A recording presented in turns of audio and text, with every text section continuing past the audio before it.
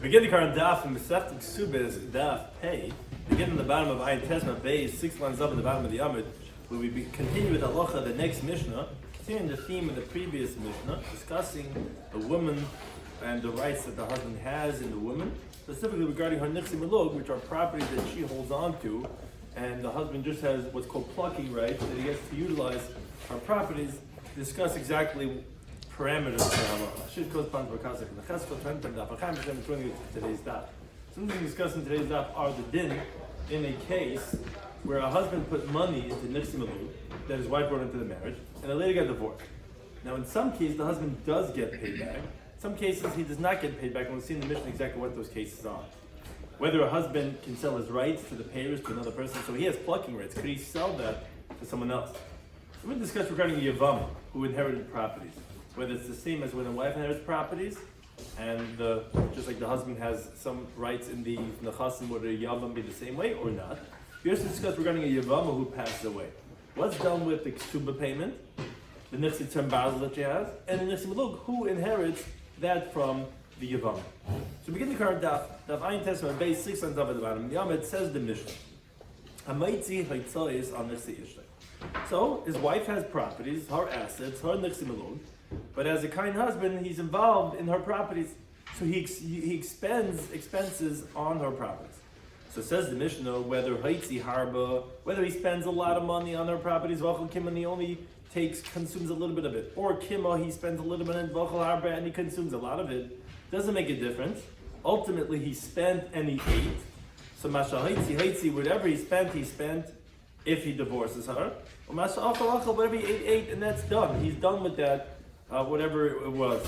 Whereas if he spent money and he never consumed, never got any benefit from Nichsi Milug, then Yishava Kamohaitzi, he swears how much he spent on our properties, the Yitol, and then he could take, for whatever it is that he spent, he gets compensated for the expenses that he spent on his wife's property. Says the Gemara, B'kama Kima, how much is a little bit? You said, if he even eats a little bit, he took some benefit. Doesn't make a difference how much, but he had some benefit. So then he's going to lose out whatever he spent. How much is that little bit? So he says, I feel like Greger is achas. He says, even if it's just one dried fig, that's already considered that you evened it out already, because you already had benefit. But which means to say that if he ate it like with a permanence on the table in like an honorable way, sat down to eat that dried fig, then you already went nana, then it's going to be that you're not going to get compensated at all. Says the Gemara, that Amid Beirav, they said in the Shiva Grab, I feel the Shigra the Tamni. Even they would have these dates that were crushed together, just like they press figs together with litras or certain weights. Also over here, that's the same thing. Again, that would be considered having had Hana. Now, Rabbi asked, he says, Chubtze the Tamni. If it's after they would take the dates and they pressed it out to make beer, and you remain with this refuse, or it's pressed tightly together to make beer out of it. So, my would that also be considered significant enough of having had benefit from her properties? So, you want to take a little step. It's not clear if that would be also considered as a significant chashava achila de'achkava, that you had some type of achila from her property, which would wipe out whatever expenses you spent on her property.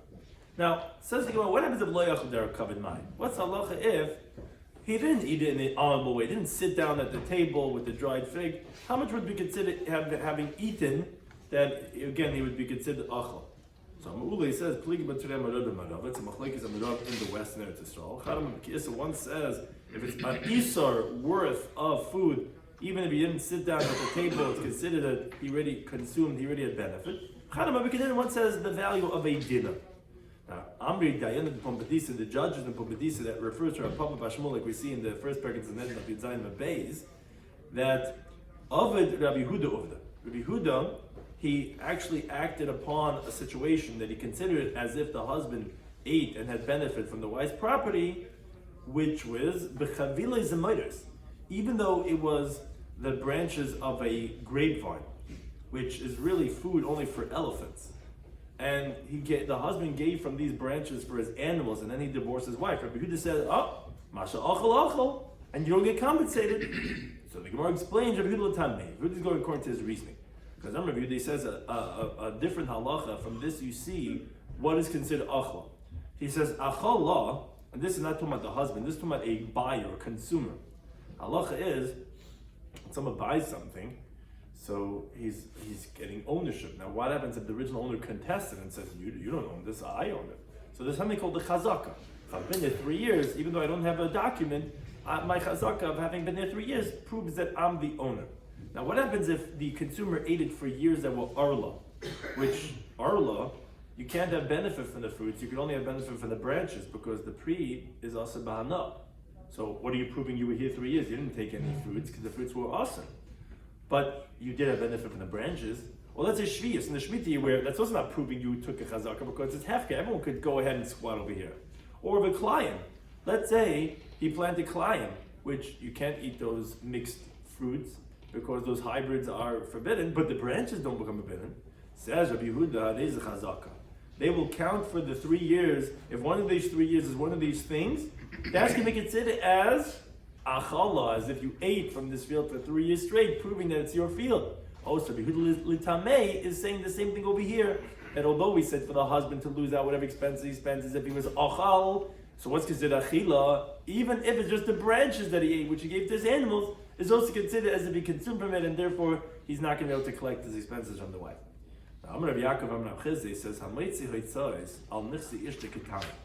If someone spends a lot of money taking care of his wife's nichsim elug, if this wife is a minor, meaning she was an orphan that her mother and her brothers married her off, and she could do miyun, not if their father married her off, but she was married rabbinically by her siblings.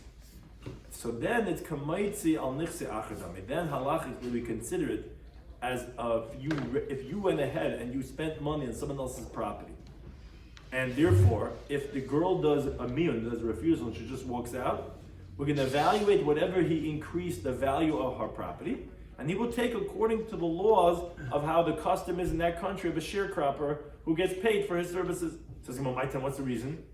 So says Imam, I'll tell you what, because the rabbis made a remedy to treat this husband of a katana, like an aris, like a sharecropper. Why did they do that?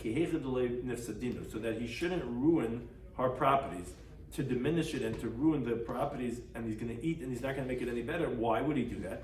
He's concerned that maybe this girl's just going to walk out on him. Usually the husband has the upper hand, but by katana she could just do mian. Now once we're evaluating like an aris, he's not going to ruin the properties anymore, because he says, look, first of all, she might not do mian, and I'll have this for a long time. I might as well invest in this property. And if she does mian, no problem. I'll take however much the shlach is, according to how much effort I put in. Because if not, a lot of people have a property that they're just going to eat it to the ground, because why would I invest in this property? At any point in time, she could just take it and walk away. But if he knows it's going to be compensated either way, so therefore, and that's why they did it specifically by Katana Yisayma, to do this, to treat him like an aris, because or else he's going to, unlike a regular wife, which you know that you have her for the rest of your life until you decide to divorce her, here she could just walk out, so never they had to go ahead and make this takana.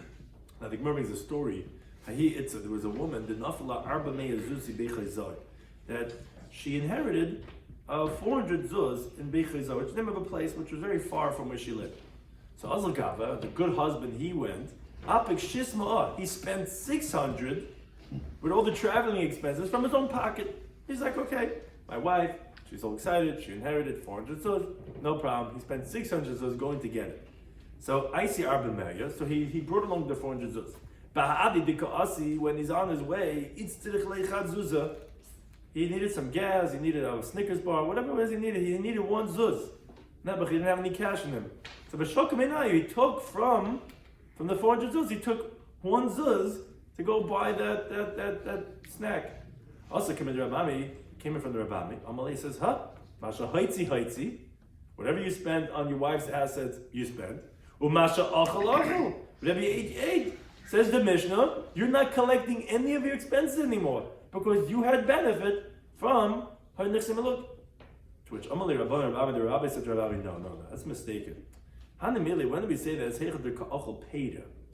The halacha of nichsim elug is that there's her properties and there's the pay. The husband has the rights to the peri. So we say whatever you're investing, since you ate the peri, that cancels itself out. Oh, but over here, he wasn't eating the peri. He was eating the keren. The principle was the 400. And v'hoitzahi, and this is for expenses. So as the Bach adds on the words, Amalahu, he said to them, if that's the case, you're right, this is a case of having spent money and not eaten. He swears how much he spent, and he's going to take, which we're going to explain right this moment, he's not going to take more than how much the properties were worth. It was worth 400, he spent 600, but our Mishnah said these words. Our Mishnah said, so he swears how much he spent, and he takes. So Amar Basi makes a very important qualification on this halacha when he spent and he didn't eat. But who, this that we said he swears and he takes, is sheyesh shavach keneged haitzah. Only if that there's that much benefit according to how much you spent. So if you spent 600 and let's say the increase was now 1,000 because of what you invested, you do a little bit, planting some flowers, you put some fresh paint, suddenly your house goes up in value like $7,000, even though you spent $350. Because it just, so that's with the shvach keneged haitzah, then you could go ahead and collect it. Says Gemara, L'may hilchasa. For what halacha did you say? It's only if the shvach keneged yisiyah. Like Rashi explains, as we're going to see in the Gemara, two approaches. There's two ways you could interpret this. Either it's a leniency, that is, if let's say it's not keneged haitzah. Let's say you actually the shvach is more than the haitzah. Oh, then you don't have to take an oath even, because it went up. I spent 500. It went up 2,000. So it's not keneged haitzah. When did we say you have to take an oath if it's keneged haitzah? If it's more, then it went up by 2,000. You could collect your 500, no problem, without an oath. Or is it coming to be stringent on him to say that no, if the expenses are more than the shvach, so if you spend, like in this case, 600, and the wife is only getting 400, then you're only going to take like the shiur of the shevach, even with an oath. We're not going to say you swear and you collect however much you spend and you can get more than the shvach. So what does it mean when we're saying that you collect the shvach keneged haitzah? Is it a leniency on him or a stringency? So Omar Baya says, Baya says, yeah, it's coming to tell us, if let's say he spent 500 and the profit now, the increase went up to 2,000, so then you can collect without swearing. It's only when the shevach is equal to the haitzah, it's the same amount, then you got to swear. But if it's more, then you don't have to swear, then you can collect without an oath. Which Amalei Rava, he doesn't like this. He says, if that's the case, the husband is going to be deceptive. Because what's he going to do? He's going to realize how much money this property went up. And he's going to say, oh, I invested in this property a little bit less than the shevach. Oh, that means to say the shevach is more than the haitzah. Oh, you said he could collect without an oath. Great, even though he really didn't spend that much, because I don't have to swear. People don't want to swear, that's the purpose of the deterrent of an oath. So he'll just say a little bit less than the shevach, and it'll be now shevach yes haitzah. So that you're feeding into people that are going to be deceptive. So Elam Rabba, rather Rabba says the other way. He says this teaching of Ravasi is a stringency on him. To say, like in the case we brought just before with that woman, if the expenses are more than what the profit is that she's gaining, we don't say he collects whatever he spent. Rather, he only gets the amount he spent according to however much profit it was. With an oath that he swears that's how much he spent. So therefore, in the previous case of the woman, he would swear he spent 600. He would only get 400 because you don't get more than what the properties are worth, than whatever shavach it is that she's getting. Now, the following question. Baal shahided arisin tachtav. What happens if the husband, he's white collar, he's not this blue collar guy, and he knows that the wife's property needs some good work, some good landscaping, but he brings a sharecropper down to his wife's assets, and like sharecroppers always do, they get 50% of the profits, they get a third of the profits, whatever it is. Then he gets up and he divorces his wife after he already had eaten some of the peiros. Ma, what's the halacha? Do the sharecroppers take according to whatever the shavach is of the effort that they put in? What's the question? So the Gemara explains. When these sharecroppers are coming, are they coming with the consciousness of the husband? Because he hired them, not the wife. So if historically Baal if the husband is removed from any collection, meaning because, although if he would have spent thousands of dollars, since he ate 50 cents worth of that apples, whatever it was, he was achal kima, he would be deleted from here. So stakalahu. So they're also removed from here. And they're not going to take anything, just like his halacha. Because whatever he spent, whatever he ate, and they are the shluchim of the husband. So they're out of the equation. If you say no, because they weren't coming for him, they were coming for the land. The adakikaima, this land as it stands, larisa kaima, it stands to be worked with sharecroppers. If the husband would not have brought them down, she would have hired down the sharecroppers. So don't tell me I'm taking the place of the husband. You would have need to hire also the husband. He just happened to have been the conscientious one. But you would have hired a sharecropper either, so therefore, maybe they're not deleted from the equation. That's the question. But on the Gemara's question, he asks on the question, he says, how could you entertain such a question? How is this any different? The halacha is, if someone sees someone else's field, and he's like, wow, this guy really needs a makeover. So he hires his team, he says, let's do an extreme makeover over here, we're going to go down to this guy's field, and we're going to do some good job. Comes in there, they have the camera crew, they're working this guy's field, when the Tosh Lebeshus, and they plant it without permission. And the guy comes down, he goes, wow, look at this. And they get his reaction on camera, and you get 4 million hits, right? So what's the halacha now with this company that they spent all this money in the guy's field? Halacha is shamaloi, so they evaluate for the sharecropper. Now he gets the lower hand, meaning he's not going to get, obviously, the best deal because he didn't do it with permission of the owner, but he will take at least however much he spent according to however much the profit is going to be. Obviously, if you invested in this field, it's probably going to be tens of thousands of dollars. He only spent a few thousand. So that's how much he's going to get compensated from the owner. As the Gemara says about Mitzi and Hashoyel. Now, over here, you're telling me that the sharecroppers, you want to delete them, you want to totally remove them without getting anything. Because you're saying that, they're taking the place of the Baal. And the Baal, if he would have spent millions and he would have eaten $500 worth, he's gone. So they're taking the place of the husband, so they should be gone also. So think about how could this be any different than going down to someone's property, at least give them however much they spent. You're saying that they're not even going to get what they spent? Says the Gemara, yeah. You know why? Hasam over there in the Bryce you just quoted me, Leke inish t'tarach. There's no one that's doing anything over here. They see there's no one working this field. This person has a sick mother, or whatever is that. So no one doing it. It's overgrown. It's decrepit. So what loss did the sharecroppers do by working it? If anything, they're making it better for the person. So at least whatever they spend according to the shevach, of course we're going to give them. Over here, ikabal the taraf. What do you mean? There is a husband that should do an effort for this field.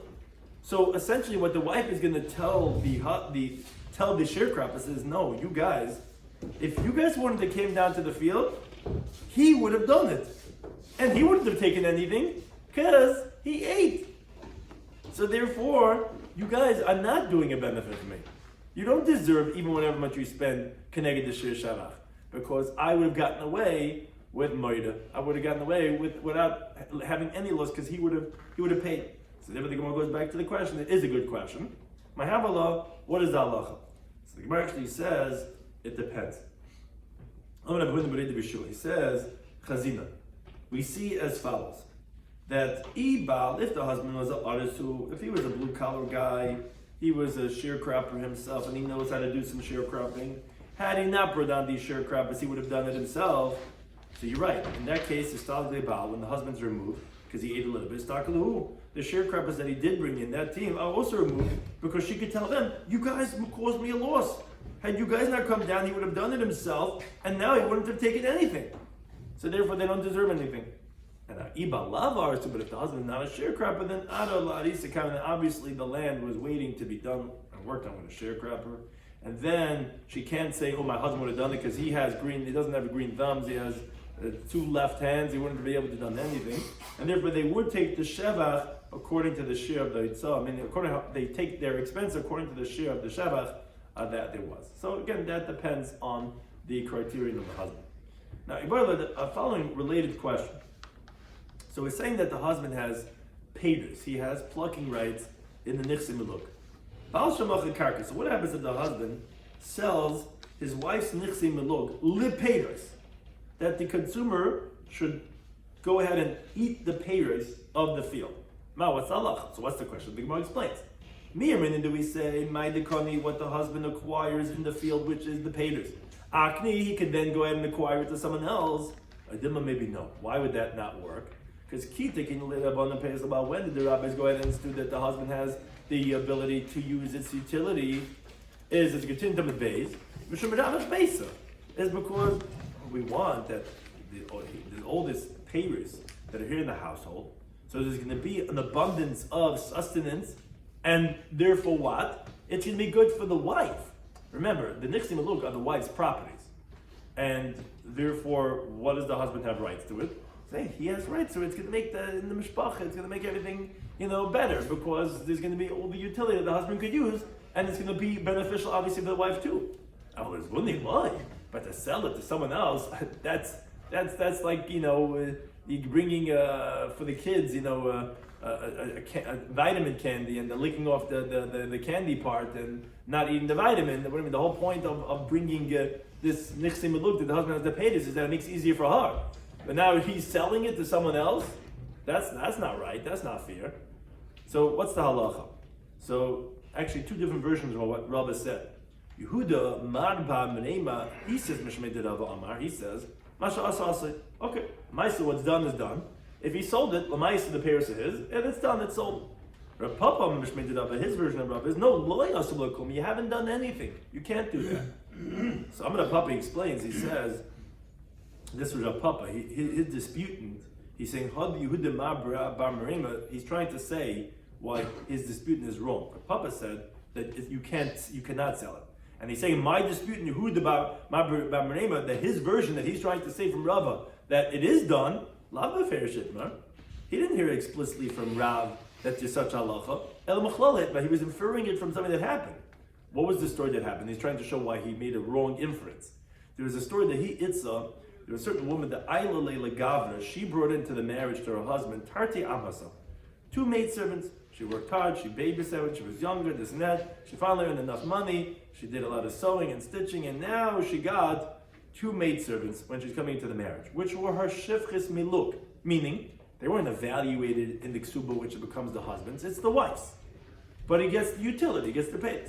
Now also Gavra, what did the husband do? Nasav itzachriti.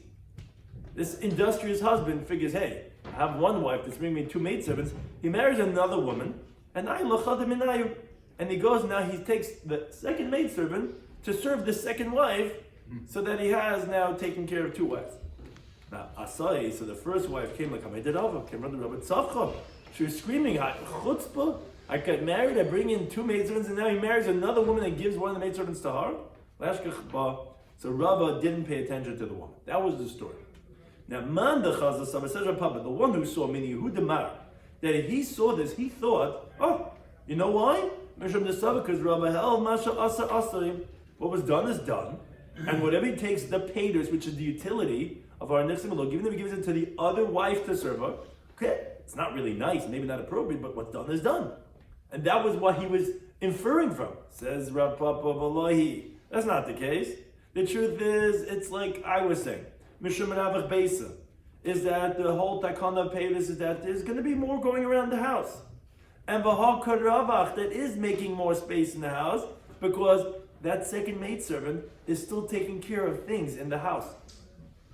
There's another member in the house, another wife, but there is Ravach Beisa. But to sell it off, no, Rava would never have said that the husband could sell it off, and that would not be valid. No raya from this story. Now the Gemara says, and what is the halacha? The halacha is Baal Shemocha Karkla Payers. A husband who sells the wife's nichsim maluk properties for its utility, loy osam loy klum. That is the halacha. He hasn't done anything. Now, my time, what's the reason? So we had already one reason that we just said from Rav Papa, but there's 2 interpretations. Abayame says Chashina Shematavsa. We're concerned that maybe the person who bought the field is going to ruin it. Because the buyer's not concerned to fertilize it and to make it better, because he thinks, hey, tomorrow she's going to take it away from me because the property's not mine. but the husband's always anticipating that maybe his wife is going to die as long as he's alive. He's going to inherit the property, and therefore he's constantly making it better. But to sell it off to someone else, that's something that's not worth it because he's going to make it worse. So that's interpretation number one, why if he sells it to someone else, he hasn't done anything.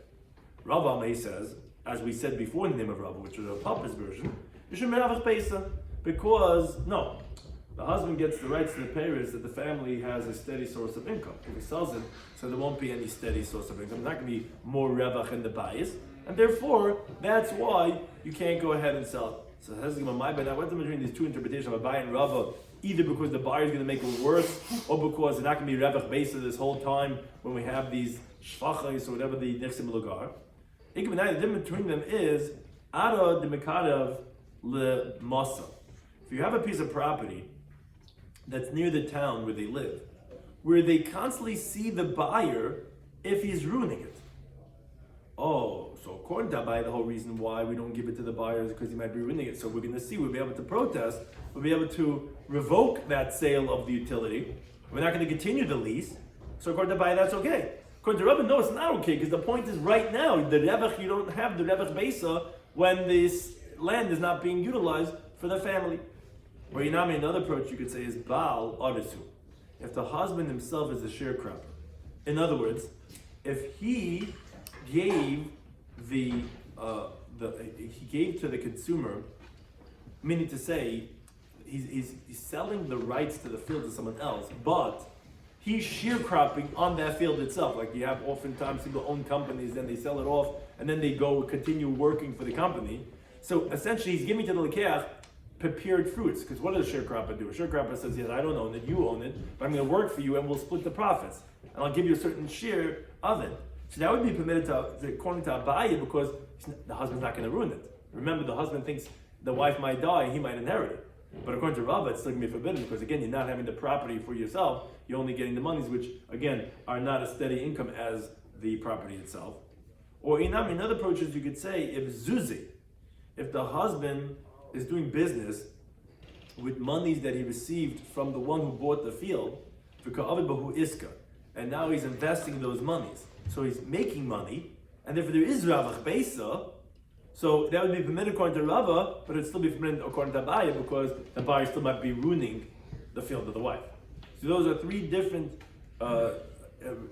differences between Abaye and Rava. The first two would be good according to Abaye, not good according to Rava, and the last one would be good according to Rava, because you would have a ravach besa, but it would not be good according to Abaye, because the field would still be getting ruined by the buyer.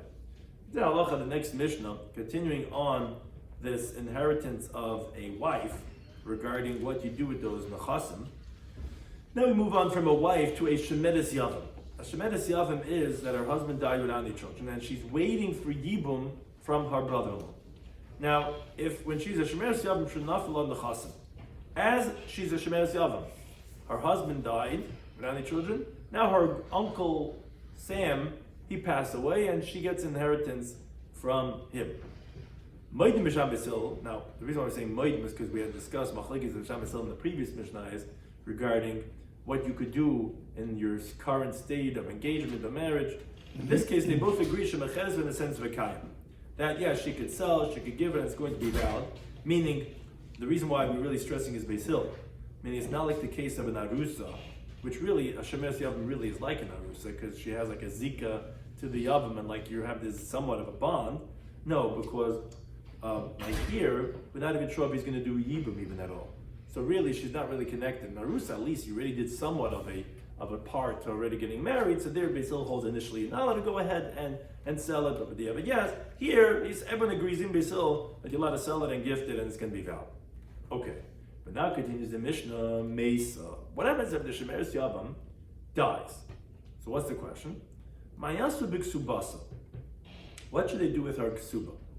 Now, actually, in the words of Rashi, the word should be and also her nedunya, her dowry that she brought into the marriage, and he evaluated in the ksuba, and he accepted responsibility, which he's allowed to use them.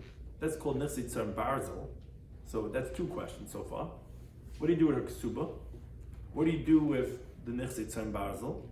And what do you do with properties that come in and go out with her? those are the nichsi meluk, which they're not evaluated by the husband. He's not allowed to use them. Meaning, when they use them, meaning dispense them, expend them. Rather, when she comes into his property, they come in with her. When she leaves, they leave with her. He gets to use them, but it's her property. It's not his. Tzar Basel is like his. He has to pay her back exactly to the dollar that it was, but he gets to spend it. If it goes up, it's his value. If it goes down, it's his loss. Whereas Nisi Melug, it's her gain, her loss. It's all hers. He just gets the rights for the parents to use it. Now, so these three things. What is the halacha on these three items when the shemeres yavam passes away? Who gets what? So Beishamai am like this. Beishamai say, Yachalku Yershe Habal, the inheritors of the husband. Who's the inheritors of the husband? It's the yavam, his brother. Because again, he doesn't have any children. He divides it in Yershe Av, with the inheritors of the father of the girl, which this woman died without any children also. So her father, if he's alive, he's not alive, his inheritors, they inherit. So they're going to together, because remember, this Shemeres Yavam is this quasi, she's like somewhere in this twilight zone where she is somewhat with the husband, but she's not. The husband died, it's a Yavam over here. Same time she has her own family. So they divide it. Now, Rashi brings from the Gemara in Yavamis, the Perek HaCheles, that explains, why is it when she's alive, in the Reisha, no one disagrees, and we say that the Yavam has no rights over her. She has total autonomy. She's allowed to sell. We just said a moment ago, when she's alive, when she's Shmez Yavam, she can be Mescheres, when they said Vegam, that means she has total authority over it. Why suddenly in the Sefer when she dies, does Beishamai say, Yochlu Yachloiku Yershabal? Why is the, where's the Yershabal? Where's the Yavam come in over here to divide it with the Yersha'ah? What rights do they have? I thought she has autonomy. She's independent from the Yavam. So that's one point that the Gemara explains there in Yavamas. Additionally, the Gemara there also explains that specifically the words are explicit, Yachloiku Yersha Balam Yersha Av, that that's going on the Nichse Meluk. That's where they split it. But the Yersha Av do not split the Kesuba with the Yersha Habal. So although the Reish is misleading and it says, Mayasu Biksubasam, the Gemara in Yavamas explains that although it said it, actually leaves it. Beishamai does not discuss that. When Beishamai is saying Yachloiku Yersha Bal Yersha Av, it's not going on the case of Ksuba, it's only going on the case of her Nichse Miluk. Okay, that's the opinion of Beishamai. Now, in regards to Nichse Tzem Barzel, so that Beishamai also agrees to what we're going to say in Beisil in a moment, what that halach is, if it refers to Yersha Av and Yersha Bal. But really what they're saying is divided is the Nichse Meluk. That's divided by the Yersha Bal and Yersha Av. And the money of the Ksuba also they're not talking about. That's Becheskes Yersha Habal. That doesn't get divided with the Yersha Av. That's Beishamai. B'Silam, they say when this Shemeres Yavam dies, the Chasim, the properties, which property is that referring to? It's actually referring to the Nichse Tzem Barzel. Nichse Tzem Barzel, like we said, the husband gets to use it, and it's like his basically. And it's called the iron sheep because the woman's going to get it back no matter what happens to it. She's not affected by if it goes up or down. She can get exactly as it was given in. So those nechazim abaches kasam are in their prior status. Now, what does that mean? So the Gemara Bavavasa Daf Yomi explains it's in the chazaka of whoever is muhsik on it. Meaning, if it's in the chazaka of the Yershe Habal, because the responsibility of the Tzem Barzel is on them, right? Because they insured it. That if whatever happens to it, they're going to compensate her. Or it's the chazak of the Yersha Isha because it was hers. So she's the muhsik of the Tzem Barzel. So it's actually a machlekes. When we say the chasim b'cheskas and the Gemara has machlekes, who's the muhsik? On the one hand, you could say Yersha Av because it was their property, right? When the marriage ends, she has to get it back. This is called iron for a reason. And we said Iron Man, right? It's because it's going to happen. It's going to be there. And whereas Yersha Bal, you could say that, no, they're the muhsik because we were insuring it. So it was our chazak, because that's actually machlekes. That's regarding the Nichse Tzem Barzel. Item number 2, the Ksuba, that's referring to the 100 or the 200 zuz and the additions that the husband gives we read by the Ksuba, read by the chuppah, right? And that Ksuba is Becheskes Yersha Bal. That's in the chazaka of the inheritors of the husband. Why? Because that's coming from him. The ksuba he wrote, she doesn't have any chazaka on that. When he dies or when she gets divorced, then he'll give her the ksuba. But his family, the yavam, the Yerush Abal, they're the muhzik in the ksuba. So that's item number 2. The money of the ksuba is b'cheskes Yerush Abal. And item number 3, nechasim anachnasim hayitzima, regarding the properties that she comes in and goes out with, which refers to nichsim elug, ab'cheskes Yerush Ha'av. That's where he differs from Beis Shammai, which Beis Shammai had said nichsim elug are divided, but that's really the case that that's really the one case that they're disagreeing about. That is regarding nichsim elug. Beis Shammai says divided by the Yerush Ha'av by Yerush Ha'av. According to Beis Hillel, that it's the chazaka of the Yerush Ha'av, because l'maisa nichsim elug is hers.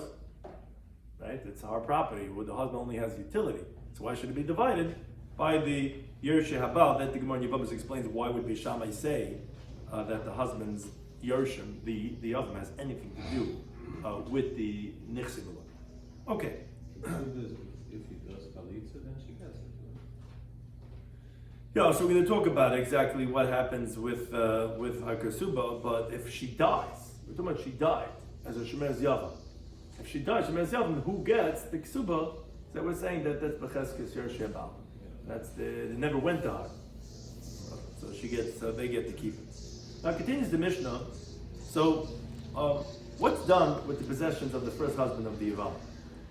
So aniach achiv ma'is. Let's say the brother who died, he left over money, and this we're talking about where there is a shemer yavam, she's still alive. So you look up in karkas. What you do is you take those monies, you buy property with it. And the yavam, the new husband, he eats the payers because the yavam is kesuba, as we're going to see later in the Mishnah, is on the assets of her first husband, meaning on her and the new husband's brother, the original husband. So therefore, the properties of the dead person are responsible to ensure her kesuba. It's just that the yavam eats the payers if he's meyabim her, like any husband. Now, the Tana of our Mishnah holds that monies which are metaltlin are meshubit for ksuba. Not everyone holds that, but our Tana Mishnah holds that metaltli are meshubit ksuba. So the money are meshubit, so you can't use it. All of the property of the first husband is meshubit.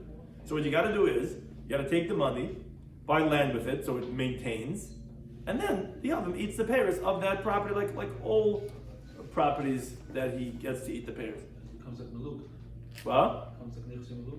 Yeah, so it's well, is it really like that? It's not really, because it's not hers. It really is the husband's, but we can't touch it.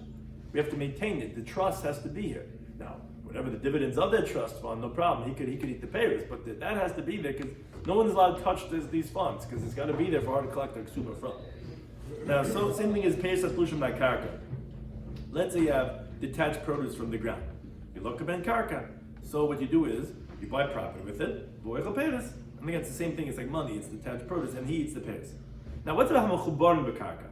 What's if you have that which is attached to the ground, that payers? So we had this machlekes in the previous Mishnah in a different context, but regarding this context, it's similar. The machlekes. Amar Meir says, "Shaman leisi kama hen yafim b'payers." We evaluate how much is value in this property with the payers. Like how many payers? How much is their value without the payers?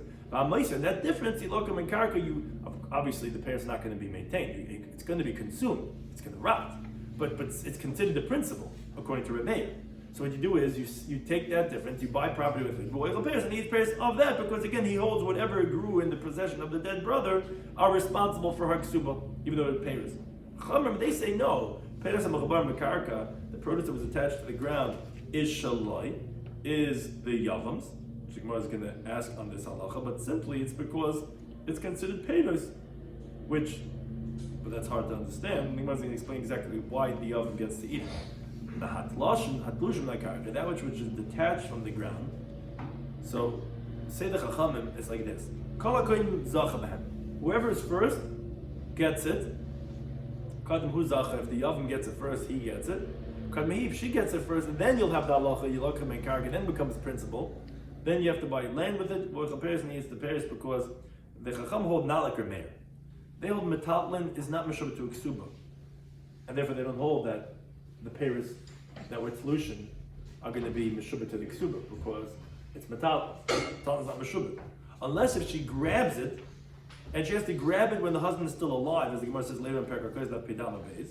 And therefore it says Rashi, the same thing is they disagree regarding the case of money too. Because why would money be any different than Peir's solution? It's just that they're both metal. The Tanakama held that Peir is the metal Meshubah for Ksuba. This, the Chum hold that no, they're not Meshubah Ksuba, but if she grabs it, then they will have the halacha of the principle. Okay, this is all when she's a Shemeches Yavim. But the moment that he's constant, that he marries her, he does Yibum to her, says the Mishnah, Harei ki ishta l'chol davar. Then she's like his wife for all halachas, which is going to explain what does that mean. Now, Bilvad, as long as the ksubasa, that her ksuba, which every wife has to have a ksuba, is going to be on nichsi ba'al harishon. It's going to be on the assets of the first husband. And that's where she collects from, not from the second husband, not from the other. Now, more, but he shouldn't tell to his Yavama, his new wife, look, Harei ksubasayich menachas ala shulchan. Here, your ksuba is here on the table. I'm like, okay, if you want your ksuba, it's here on the table. No, Ella, kol nechasa, all the estate that he inherited from his brother are all achrein l'ksubasa. Can't just say, oh, here it is, and this is where you're going to collect from. All his whole estate is meshubit, is responsible for a ksuba. Now, so too, a person shouldn't tell his own wife, not just the Yavam. Shouldn't tell Arik Subasayach Menachas al Shulchan Hey Kesuba is here on the table. I remember we wrote 200 zuz when we got married. Here it is on the table. Here's 200 zuz. This is your Kesuba money. Ella no, Kol Nochas V'Achrayim L'Ksubasa. His whole estate is responsible to ensure for a Kesuba. Now, the Mishnah just concludes. This is where we'll end. Girsha, if he divorces his Yavama after he had married her, in Lel Kesuba, so she only gets her Kesuba. Meaning, as long as he didn't divorce her, then the whole estate is meshubit to her, and he's not allowed to sell anything. But now that he divorces her, great, Moshe has a ksuba, and he can sell whatever he inherited from his brother's estate. When he remarries her, now she's like a regular woman.